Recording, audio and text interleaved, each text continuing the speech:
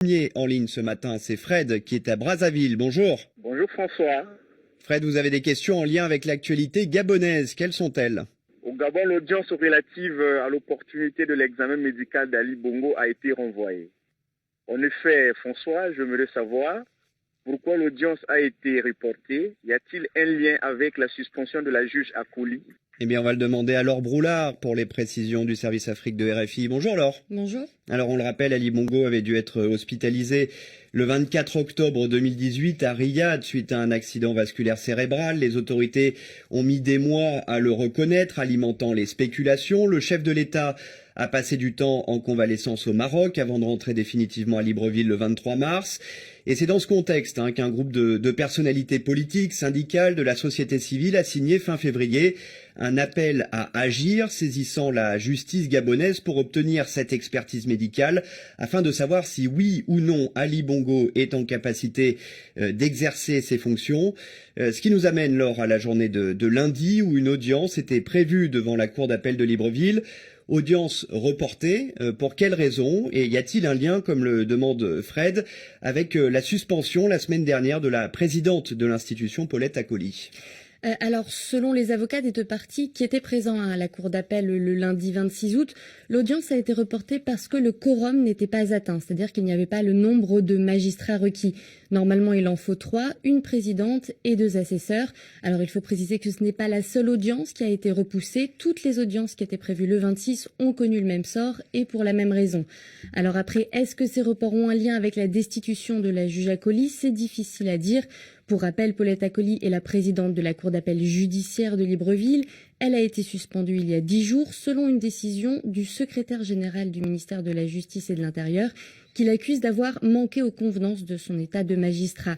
Paulette Akoli avait en effet décidé d'entendre en appel la requête de l'opposition sur la demande d'expertise médicale d'Ali Bongo, alors que la Cour de cassation lui avait demandé de se dessaisir.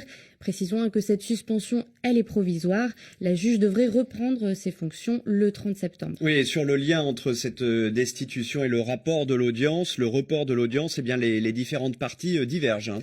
Tout à fait, certains disent que c'est lié, car Paulette Akoli était en charge du calendrier des audiences et de la désignation des magistrats, donc son absence aurait pu créer des problèmes d'organisation. Pour d'autres, l'absence des magistrats ce jour-là n'est pas exceptionnelle, mais de son côté, l'avocat des opposants, Ange-Kevin Zigou, dénonce une manœuvre du pouvoir. Vous rappelez le contexte tout à l'heure, et on voit que l'affaire est très sensible. Fred, vous avez une autre question pour Laure Broulard. Est-ce que l'expertise médicale pourrait finalement avoir lieu? Alors, tout dépend de ce qui va se passer le 2 septembre à la cour d'appel. À l'heure qu'il est, il existe différents scénarios. Pour l'instant, en tout cas, les deux parties s'opposent sur 2 points. Sur le fond, d'abord, au sujet de la compétence de la cour d'appel pour juger d'une telle affaire. Les avocats du président assurent qu'Ali Bongo n'est pas un justiciable comme les autres et que seule la Cour constitutionnelle peut statuer sur une affaire qui le concerne. Et c'est d'ailleurs en se fondant sur cet argument que le tribunal avait rejeté en première instance la demande d'expertise médicale. Ça, c'était au début du mois de mai. Des arguments rejetés aujourd'hui par maître Ange-Kevin Zigou, l'avocat d'appel à agir. Il assure que leur requête porte sur la personne d'Ali Bongo et non sur le président de la République en tant qu'institution.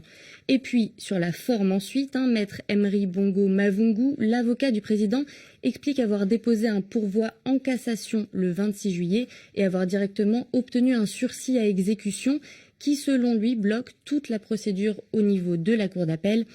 D'autre part, il assure que lorsqu'il y a un pourvoi en cassation, la cour d'appel est automatiquement dessaisie. Le 2 septembre, lui et ses collègues demanderont donc à ce que le dossier soit directement transmis à la Cour de cassation et s'opposeront à ce que la requête soit examinée sur le fond par les magistrats de la Cour d'appel. Et alors, du côté des requérants, on se réfère toujours à la décision de la juge Paulette Akoli du 12 août. Elle avait prévu d'examiner la requête le 26 août, on l'a dit, et ce, malgré les démarches des avocats de la partie adverse devant la Cour de cassation. Le collectif Appel à agir espère donc que le 2 septembre, les débats porteront sur le fond du dossier, c'est-à-dire sur le bien fondé ou non de cette expertise médicale.